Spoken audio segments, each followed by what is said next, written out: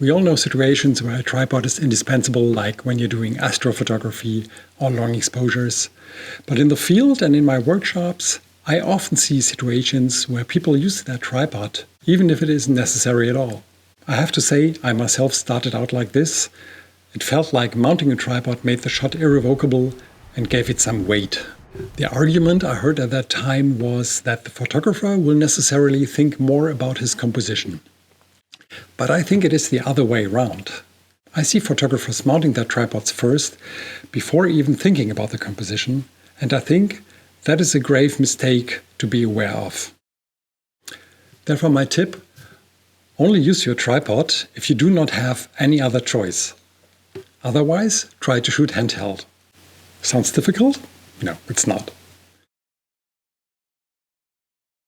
If you commit yourself too fast to a composition by mounting your tripod first, you will probably deprive yourself of new ideas and perspectives.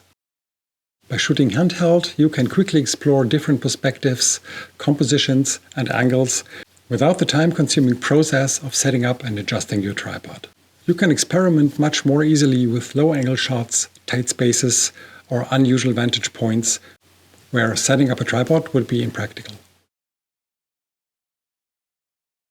And last but not least, a tripod has its weight and it will always slow you down.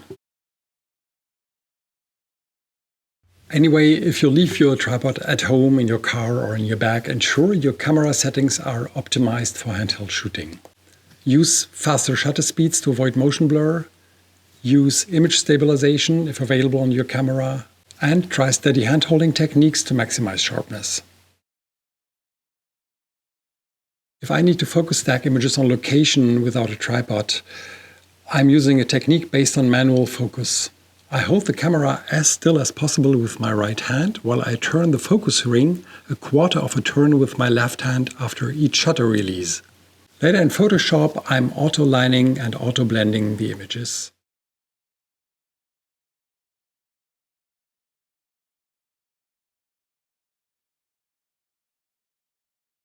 Like this, I'm able to get images that are sharp from front to back, even without a tripod.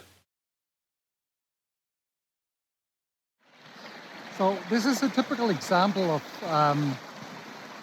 of a shooting situation where I most probably won't use a tripod. You see my tripod there, but actually I just wanted to show you how difficult it is to put the tripod in exactly the position that I need it to be.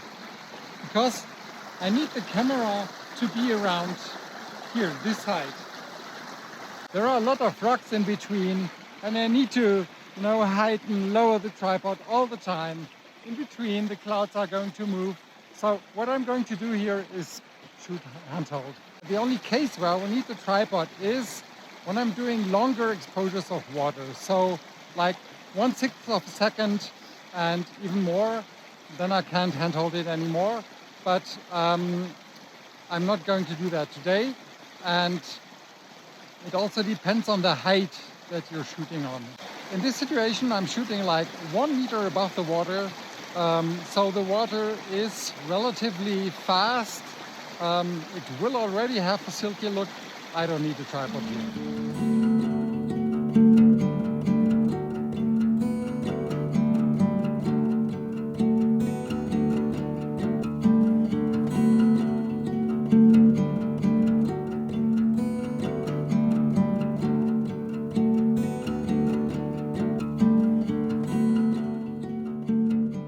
In order to shoot handheld, don't forget how focal length and exposure time are related. Your exposure time must be at least 2 times of your focal length, meaning if, for example, you shoot at 24 mil, you shouldn't expose longer than 1/50th of a second. If you shoot at 200 mil, your exposure time shouldn't be longer than 1/400th of a second. If the image is still too dark, I'll be cranking up the ISO. To be honest, in times of AI-based noise reduction, personally, I don't have any problem going with ISO numbers as high as 3200. Intelligent noise reduction of programs like Adobe Lightroom or Topaz Photo AI, noise is not a problem anymore these days, as long as your image isn't severely underexposed. If cranking up the ISO doesn't help, which rarely happens, only then I'll be using my tripod. So have fun shooting and good luck with our tripod.